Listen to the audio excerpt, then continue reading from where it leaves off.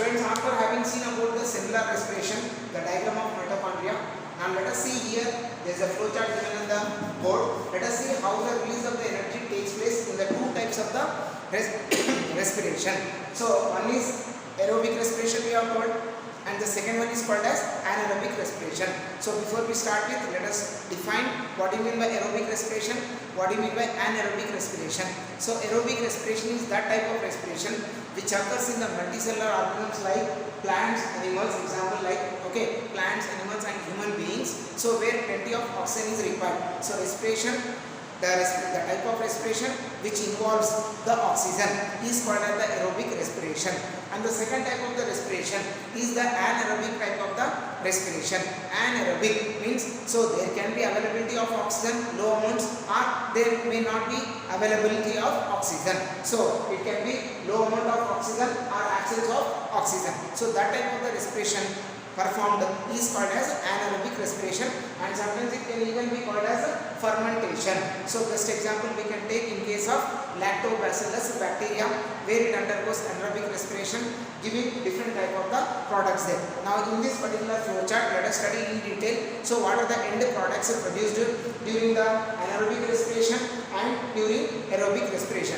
But before that, how the energy is derived, we have told just now that the main source of the energy is the glucose molecules, carbohydrates. So let us see what is the process involved here and what are the different steps involved in releasing the energy. Taking the examples and discuss in detail. Now coming to this part. Okay. Now whether it can be the aerobic respiration or anaerobic respiration, the main source of the energy is the glucose molecule. Glucose is an example for a carbohydrate. So the molecular formula for the glucose is C6H12O6, right? So the very first step involved here. So there are basically two steps involved here in releasing the energy, whether it can be the aerobic respiration or anaerobic respiration. So if you take now here, so the process of breaking the glucose into a compound called as a pyruvate, or we can call it as pyruvic acid. Pyruvic acid. So in the very first step, the breaking of the glucose molecule or converting of the glucose molecule into pyruvate or pyruvic acid. So glucose molecule contains 6 carbons, but this pyruvic acid contains how many carbons? 3 carbons. So it is a compound containing 3 carbons. Okay, a 3 carbon containing compound, right? Pyruvate or pyruvic acid. And the process of breaking the glucose into pyruvic acid is called as glycolysis. Glyco means sugar, lysis means breaking of the glucose molecule and resulting in the formation of the pyruvic acid or pyruvate is nothing but what we call it as glycolysis, right? Now this is common, whether breaking of the glucose into pyruvic acid is common, whether it is a aerobic respiration or another anaerobic respiration. Okay, now let us proceed further. After the formation of the pyruvic acid, if it is anaerobic respiration, okay, if it is anaerobic respiration, which can also be called as fermentation. Okay, so that is it can take place in the absence of oxygen or low amounts of oxygen. Whenever there is a deficiency of oxygen or total oxygen is absent, then the type of the respiration we call it as anaerobic respiration or fermentation. Now this process, when it occurs in, suppose like if it is yeast cells example, then what is the end product we are getting? Ethanol. So just now we have written the formula for ethanol, C2H5OH. So this is also called as ethyl alcohol, or in simple words we can call them as alcohol. So if yeast cells are undergoing the fermentation process, the end products we get is ethyl alcohol or ethanol or alcohol. Along with that we get carbon dioxide and we get some amount of energy. Already we have told in anaerobic respiration less amount of energy is produced. So this E stands for the energy, and CO2 already you know that it is a carbon dioxide. So 3 different products we are getting. One is alcohol, one is carbon dioxide, and the other is oxygen. Energy. Okay, low amounts of energy. Ethanol, carbon dioxide and energy. This is in case of yeast cells undergoing fermentation. Suppose like if the same anaerobic respiration or fermentation is occurring, or if it is carried out by the lactobacillus bacteria. So the other name for lactobacillus bacteria we can call it as lactic acid bacteria. Lactic acid bacteria, or you can call them as lactogenic bacteria. Lactogenic bacteria. So whenever the lactobacillus bacteria is undergoing fermentation or anaerobic respiration, then what are the end products we are getting? So we get the lactic acid, along with that we get some amount of energy, plus we are getting the carbon dioxide also. Okay, so lactic acid, so instead of ethanol here, if it is yeast cells, ethanol you get. If it is lactic acid, lactobacillus bacteria, then you are getting lactic acid, along with that E means energy, some amount of energy, plus CO2, carbon dioxide. So this is in case of anaerobic respiration or fermentation, which is carried out in the absence or low amount of oxygen. Coming to case number 2. So if you see here, in the aerobic respiration, so already we know that aerobic respiration is a type of respiration which occurs in the abundant oxygen, in the abundant availability of oxygen or required amount of oxygen, presence of oxygen, aerobic respiration.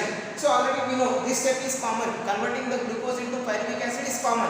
After that, what happens? The pyruvic acid in the presence of oxygen is releasing some 3 different products. So what are they? So one is carbon dioxide, one is water, and the other is energy. And the energy released here is high amount of energy when compared to the anaerobic respiration. The energy released during aerobic respiration is considerably high, right? But one difference what you can find here. Okay, so carbon dioxide is seen in aerobic respiration, carbon dioxide is also seen in anaerobic respiration. So energy is also seen, but what is the difference here? So the water formation. So water formed here. So how it is possible for the formation of water? This is all possible only because of the presence of oxygen. You cannot see anywhere formation of water here, whether it may be in the yeast cells or maybe in the lactobacillus, because there is no availability of oxygen. There is no question of formation of water in lactobacillus and yeast. But in the plants and animals and human beings which are undergoing aerobic respiration, so we are likely to get the different products like carbon dioxide, water, and high amount of energy. So this is what this flow chart says about how the aerobic and anaerobic respiration can be performed. Okay, one thing you remember that the glycolysis step is common, whether it can be anaerobic respiration or aerobic respiration. Formation of glucose into pyruvic acid is common up to this stage. From here onwards, so the things go in a different way. Okay, so this is all what we call the flow chart of the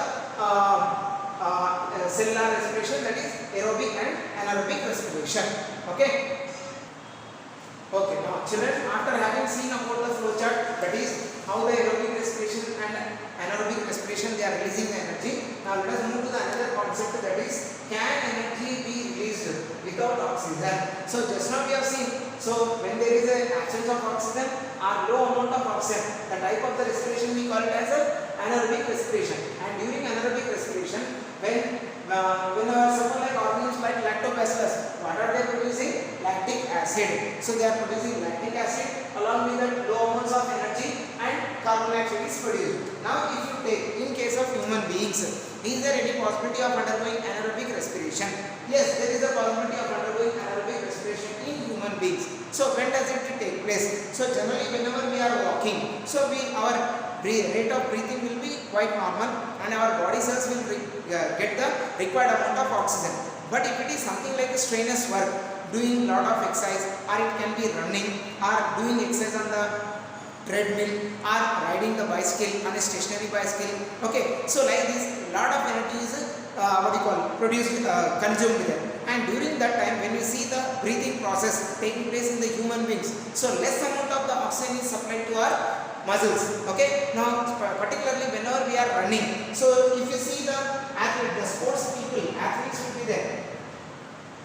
Okay, in case of athletes if you see, so they control their breathing process. They know how to hold their breath, when to increase it and when to decrease it. Okay, and whatever the events they have got, 100 meters and 200 meters and how to control their breathing. This is all done after a very very long practice. And they are the people who can manage their breathing. But an ordinary person, when asked to keep running, so we can run only for a short distance, right? Then we collapse after moving to a short distance. Then what is that makes you to collapse there itself?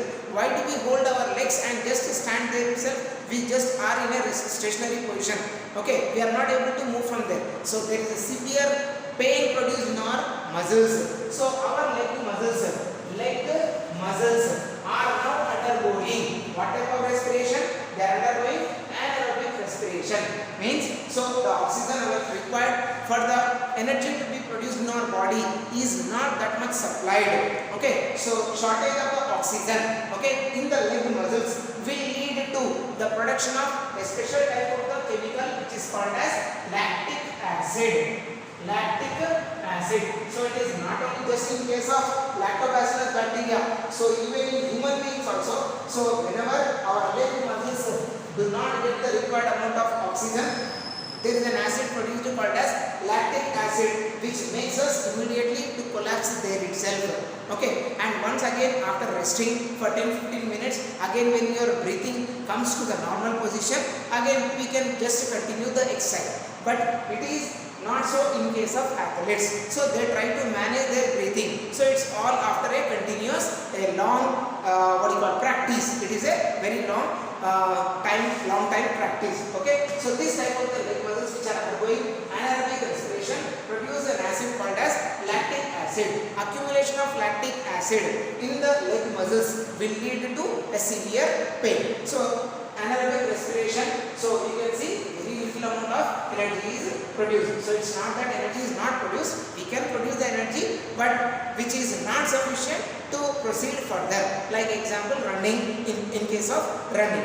Okay. So lactic acid formation possibility is also there even in our leg muscles. So for that purpose, so we need to train up ourselves. So generally in professionals, okay, sports people, athletes, so they are able to manage their breathing, and lactic acid formation is very rare in those people, but in common people it is most common formation of the lactic acid where our leg muscles are undergoing anaerobic respiration.